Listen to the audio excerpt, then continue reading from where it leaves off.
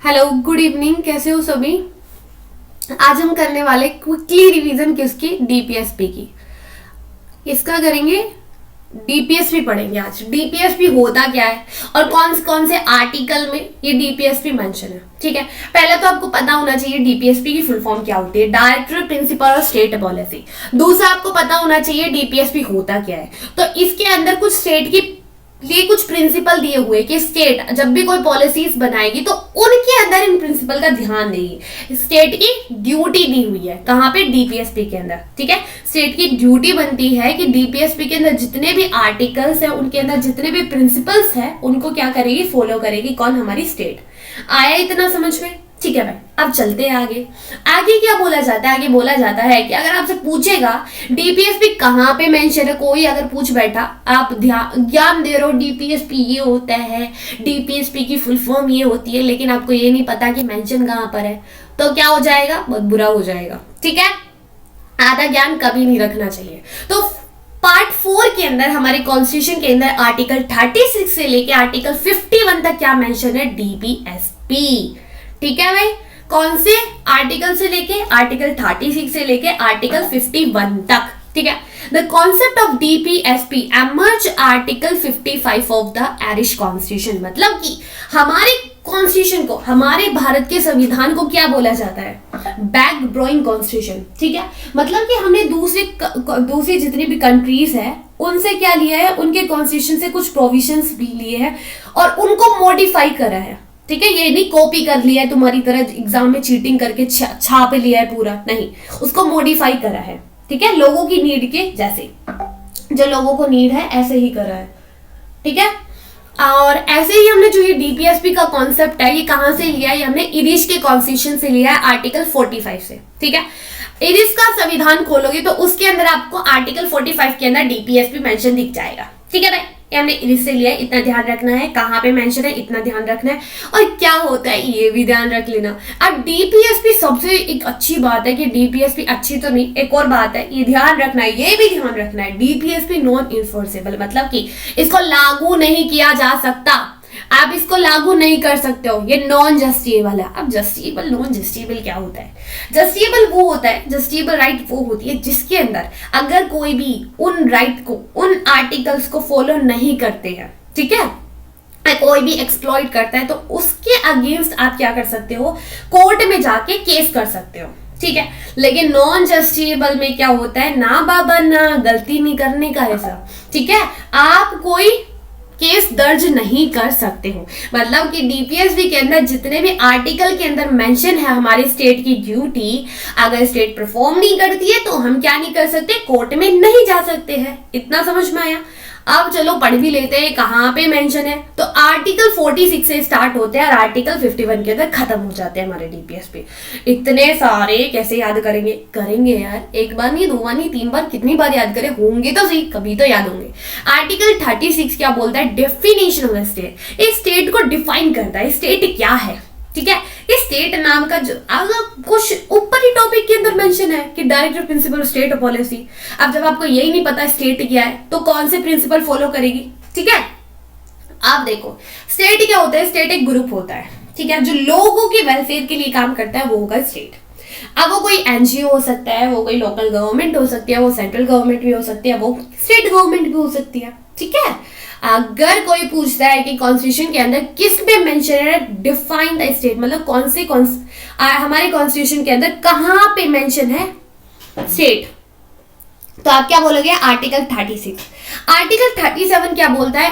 Application of the principal, मतलब कि state in principle को अप्लाई करेगी। ठीक है, और ये भी ध्यान रखना है यार, ये तो नॉन जस्टिएबल है ना, तो दिल पे नहीं लेने का है। ठीक है, तो ये आर्टिकल 37 बोलता है कि जो हम आर्टिकल 36 से लेके आर्टिकल 51 तक जितने भी प्रोविजन दिए हुए, जितने भी प्रिंसिपल दिए हुए ना, इनको अप्लाई करेगी। ठीक है भाई, ये कौन बोलता है? आर्टिकल 37 बोलता है। आर्टिकल 38 क्या बोलता है? State to secure social order. State क्या सिक्योर करेगी? सोशल ऑर्डर, समाज में एक ऑर्डर बनाए रखेगी, लोगों को क्रांति वगैरह नहीं करने का है। ठीक है, सब चैन सुख और शांति से रहेंगे। ठीक है, और लोगों के वेलफेयर के लिए काम करना है, प्रमोट करना है वेलफेयर। ठीक है, आर्टिकल 38 क्या बोलता है? सोशल ऑर्डर बना के रखना है, और प्रमोट करना है वेलफेयर। आर्टिकल 39 क्या बोलता है? आर्टिकल 39 बोलता है कि सर्टेन प्रिंसिपल ऑफ, आप बोलोगे ऊपर भी तो यही था और नीचे भी यही है। नहीं भाई, अलग है। कैसे अलग है? वो बोल रहा है कि आर्टिकल 36 से लेके आर्टिकल 51 तक इन प्रिंसिपल को फॉलो करेगी। इसकी बात यहीं पे खत्म हो जाती है, ठीक है। लेकिन इसकी बात यहाँ पे खत्म नहीं होती है। ये बोलता है कि सर्टेन प्रिंसिपल ऑफ पॉलिसीज, मतलब कि स्टेट अगर कोई भी कानून बनाती है, कोई भी पॉलिसी बनाती है, कोई भी प्रोग्राम बनाती है, तो उनके अंदर कुछ प्रिंसिपल का ध्यान रखेगी। जैसे कि अगर कोई भी पॉलिसी बनाती है तो वो देखेगी कि उसका बेनिफिट हर एक इंसान को होना चाहिए, हर एक कास्ट, हर एक क्लास, छोटे बड़े सबको होना चाहिए, ठीक है। वो कोई अनइक्वालिटी ना लेके आए सोसाइटी में। तो कुछ प्रिंसिपल का ध्यान रखना है, ठीक है। इक्वली बेनिफिट हो हर किसी के लिए, ठीक है भाई। आर्टिकल 39A जो कि हमारी इंदिरा गांधी आती है जब पावर में, वो क्या करती है? अमेंड करती है और उसके थ्रू इसको ऐड करती है। आर्टिकल 39A क्या बोलता है? Equal justice and free legal aid, मतलब कि हर एक इंसान के लिए इक्वल जस्टिस होगा, इक्वल न्याय होगा, ठीक है। समान न्याय है, फ्री लीगल एड है। अगर किसी गरीब के पास इतना पैसा नहीं है कि वो केस लड़ सके, तो हमारी गवर्नमेंट क्या देगी? उसको एड प्रोवाइड करेगी फ्रीली कि जा भाई, तेरे को न्याय मिलेगा, हम है तुम्हारे साथ, ठीक है। आर्टिकल 40 क्या बोलता है? Organisation village panchayat. Village panchayat का ऑर्गेनाइजेशन करना है। मैं जब आपको 6th क्लास की एनसीईआरटी पढ़ा रही थी तो मैंने पूछा था कि डीपीएसपी के अंदर कौन से आर्टिकल में मेंशन है, लेकिन किसी भी एक बच्चे ने नहीं बताया, क्योंकि किसी को पता ही नहीं है। अब देख लो कहां पे मेंशन है। आर्टिकल 40 के अंदर क्लियर लिखा हुआ है कि ऑर्गेनाइजेशन ऑफ विलेज पंचायत को बनाना है, ठीक है। और ये बन भी गई है कौन सी अमेंडमेंट के थ्रू, ये तो बता देना, ठीक है। आर्टिकल 41A क्या, आर्टिकल 41 क्या बोलता है? आर्टिकल 41 बोलता है right to work and to education. हर एक इंसान के पास अधिकार होना चाहिए काम करने का और एजुकेशन का। क्या मुझे ये बताओ, कोई भी ऐसा इंसान है जिसको जाकर सरकार बोलेगी कि तेरे को काम नहीं करने का है, तेरे को अधिकार नहीं है इस काम करने का, या फिर तुझे पढ़ने का नहीं है, तेरे को अधिकार नहीं है? कोई बोल सकता है? ये तुम जाके बोल सकते हो? सबके पास अधिकार है, फुल राइट है सबके पास कि वो काम भी कर सकता है और उसको एजुकेशन भी ले सकता है वो, ठीक है। आर्टिकल 41 कहता है ये हर किसी को राइट होगा, ये स्टेट प्रमोट करेगी, ठीक है। आर्टिकल 42 क्या बोलता है? आर्टिकल 42 बोलता है कि ह्यूमन कंडीशन को बेटर करना है और मैटरनिटी रिलीफ देना है। मतलब कि जब इंसान किसी फैक्ट्री में, इंसान तो नहीं, बहुत सारे ऐसे वर्कर होते हैं जो ऐसी फैक्ट्री में काम कर रहे होते हैं कि आप वहां पर खड़े होकर सांस भी नहीं ले सकते, चक्कर खा के नीचे गिर जाओगे। और हमारे वर्कर जहां पे वो 12-12 घंटे तक काम करते हैं, ठीक है। तो ऐसी कंडीशन को बेटर करना है, ये आर्टिकल 42 बोलता है। और क्या बोलता है? मैटरनिटी रिलीफ, मतलब कोई वुमन प्रेग्नेंट है तो प्रेगनेंसी के टाइम पर उसको रिलीफ देना, ना कि उससे काम कराना है, ठीक है। आर्टिकल 43 क्या बोलता है? आर्टिकल 43 बोलता है living wages of worker, worker के लिए क्या देना है? लिविंग वेजेस देना है, ठीक है। आर्टिकल 43 बोलता है मतलब कि जैसे मनरेगा हो गई, तो इसमें क्या किया जाता है? वेजेस प्रोवाइड किए जाते हैं, किसको? वर्कर को, काम देना है भाई, जो अपनी दिहाड़ी से अपना घर चला सके। आर्टिकल 43 बोलता है। आर्टिकल 43A क्या बोलता है? Participation of worker in the management of industries, मतलब वर्कर का पार्टिसिपेशन को बढ़ाना है, ठीक है। तो बड़ी बड़ी इंडस्ट्रीज बनती है तो उसके अंदर हमारा वर्कर भी क्या करेगा? पार्टिसिपेट करेगा। आर्टिकल 43A बोलता है। आर्टिकल 43B क्या बोलता है? आर्टिकल 43 बोलता है कोऑपरेटिव सोसाइटी। तारक मेहता का उल्टा चश्मा हर कोई देखता था, अब उसको प्रमोट भी किया जाता है। पता हमारी सरकार उस चीज को प्रमोट करती है, ऐसी सोसाइटी को। आर्टिकल 43B बोलता है, ठीक है। तो आर्टिकल 44 क्या बोलता है? आर्टिकल 44 बोलता है कि uniform civil code of the citizen, हर एक इंसान के लिए एक सिंगल रूल होना चाहिए, सबके लिए एक ही रूल होना चाहिए। देखो, मुझे भी राइट टू एजुकेशन है, आपके पास भी राइट टू एजुकेशन है, हर एक को इक्वली प्रमोट किया जाता है, मेरे को भी, आपको भी, सबको। लेकिन कुछ ऐसे रूल है जो कि हम सबके लिए अलग अलग बनाए जाते हैं। मैरिज रूल हो गए जो कि हमारे कास्ट के बेसिस पर बनाए जाते हैं, ठीक है। तो उनके लिए बोला जाता है ये सबके लिए सेम होने चाहिए, ठीक है, जो कि अभी तक है नहीं। आर्टिकल 45 क्या बोलता है? आर्टिकल 45 बोलता है promotion of early childhood care education, मतलब कि एजुकेशन को, जो प्राइमरी एजुकेशन होता है ना, उसको प्रमोट करना है। कौन करेगी? स्टेट करेगी, फ्रीली एजुकेशन प्रोवाइड करेगी, ठीक है। आर्टिकल 46 क्या बोलता है? Promotion of education and economic interest SC, ST and other weaker section, जो हमारे वीकर सेक्शन होता है, एससी हो गए, एसटीज हो गए, इनको प्रमोट करना है एजुकेशन, क्योंकि पढ़ लिख के आगे बढ़ जाएंगे, ठीक है। इकोनॉमिक कंडीशन बेटर करेंगे इनका, तभी तो ये आगे बढ़ेंगे, सोसाइटी के अंदर इक्वलिटी आएगी। तो स्टेट कुछ पॉलिसीज लेके आएगी जिसके अंदर इनको प्रमोट किया जाएगा एजुकेशन और इकोनॉमिक, ठीक है, economic interest. Article 46, article 45 primary education, article 44 uniform civil code, cooperative society, Taarak Mehta Ka Ooltah चश्मा 43, ठीक है, 4:03, इतना याद रख लेना। Article 43A participation of worker का भी participation, article 43 living wages, article 42 human condition को बेटर करना है, आर्टिकल 41 राइट टू वर्क, हर एक इंसान के पास काम करने का अधिकार है।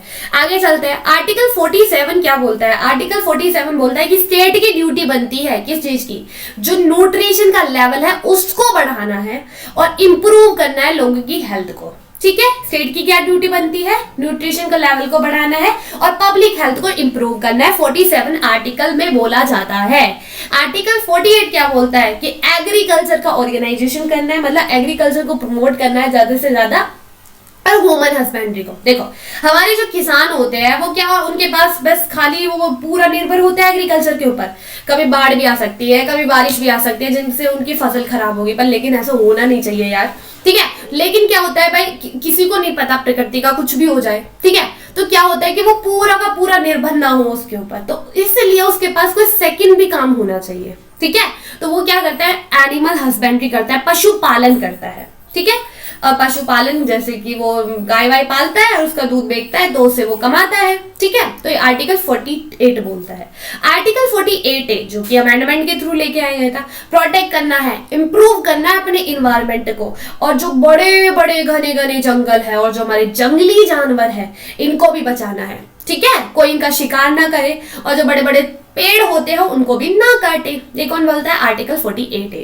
आर्टिकल 49 क्या बोलता है? आर्टिकल 49 बोलता है कि जो बड़े बड़े मॉन्यूमेंट होते हैं, जो बड़े बड़े प्लेसेस होते हैं जो कि हमारे नेशन के लिए काफी इंपॉर्टेंट है, उनको प्रोटेक्ट करना है। ये कौन बोलता है? आर्टिकल 49।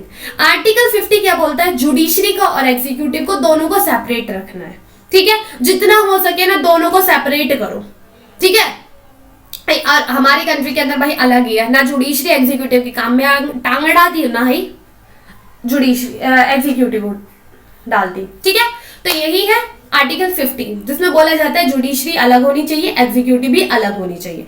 आर्टिकल 51 क्या बोलता है? आर्टिकल 51 बोलता है कि हमको इंटरनेशनल लेवल पर क्या करना है, पीस को प्रमोट करना है, सिक्योरिटी को प्रमोट करना है, ठीक है। जो दूसरी कंट्री होती है इंटरनेशनल लेवल पर, उन कंट्रीज के साथ अच्छा खासा रिलेशन बना के रखना, ना कि उनसे झगड़ा कर लेना अपने जैसे, ठीक है। तो पीस को प्रमोट करना है, पीस करना है बस, ठीक है। ये हमारा चैप्टर यहीं पे खत्म, चैप्टर तो नहीं भाई, ये हमारा कॉन्सेप्ट और टॉपिक यहीं पे खत्म होता है। आई होप आपको ये समझ में आया होगा। तो मिलते हैं नेक्स्ट लेक्चर के अंदर। तो bye, take care, thank you so much. अगर क्लास की पीडीएफ चाहिए तो आपको टेलीग्राम पर मिल जाएगी और टेलीग्राम का लिंक डिस्क्रिप्शन बॉक्स में।